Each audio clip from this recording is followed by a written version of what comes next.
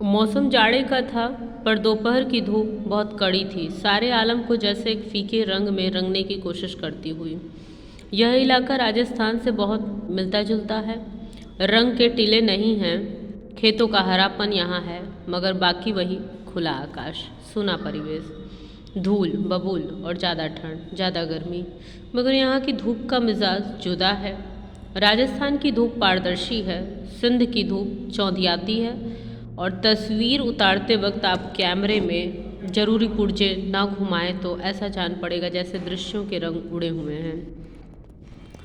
कह रहे मौसम जाड़े का था, पर दोपहर की धूप भी बहुत कड़ी थी और सारे आलम को जैसे एक फीके रंग में रंगने की वो कोशिश कर रही थी।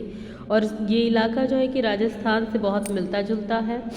रेत के टीले नहीं हैं यहाँ पे, लेकिन खेतों का हरापन यहाँ है, मगर बाकी वही खुला आकाश है, सूना परिवेश है, धूल बबूल और ज़्यादा ठंड है, ज़्यादा गर्मी है। मगर यहाँ की धूप का जो मिजाज है वो जुदा है वहाँ से। राजस्थान की धूप में पारदर्शिता है, मीन्स आप फ़ोटो खींचेंगे तो कैमरे नहीं चौंधियाएंगे, लेकिन यहाँ की धूप में अगर आप फ़ोटो खींच रहे हैं तो वो चौंधियाने लगती है। अगर ज़रूरी पुर्जे न लगाएं तो सारी फ़ोटोज़ धुंधली आती हैं।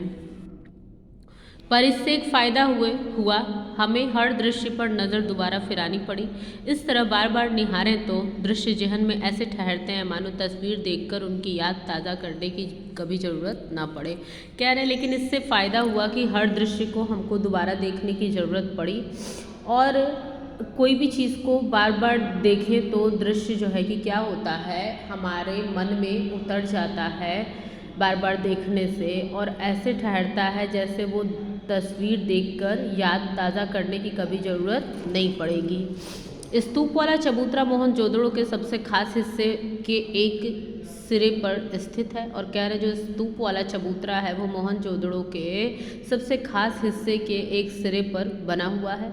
इस हिस्से को पुरातन के विद्वान गढ़ कहते हैं, और कह रहे हैं जो ये हिस्सा है इसको पुराने विद्वान गढ़ कहते हैं। चार दीवारी के भी भीतर ऐतिहासिक शहरों के सत्ता केंद्र अवस्थित होते थे, और कह रहे हैं कि चार दीवारी के भी अंदर जो ऐतिहासिक शहरों के जो सत्ता केंद्र हैं वो अंदर रहते थे, चाहे वह राज सत्ता हो या धर्म सत्ता।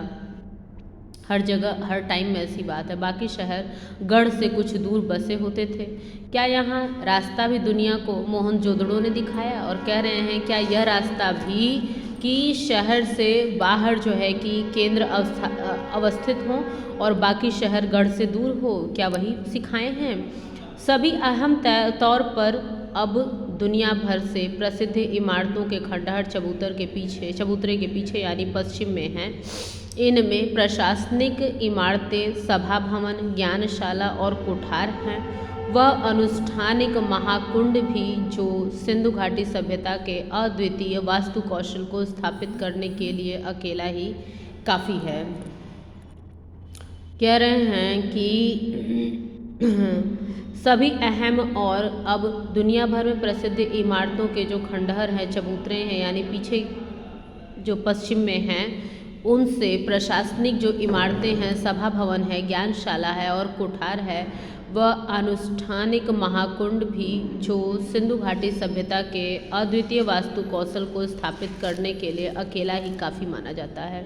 मीन्स उसके वास्तुकला का प्रत्यक्ष प्रमाण देने के लिए ये अकेला ही काफ़ी माना गया है। असल में यहाँ यही एक निर्माण है जो अपने मूल स्वरूप के बहुत नज़दीक बचा रह सका है, और कह रहे हैं असल में यहाँ यही एक निर्माण है जो अपने मूल स्वरूप में बहुत नज़दीक, मीन्स मूल स्वरूप दिखाई दे रहा है, और सबके स्वरूप धीरे धीरे समय के साथ खत्म होते जा रहे हैं, कहने का तात्पर्य है इनका।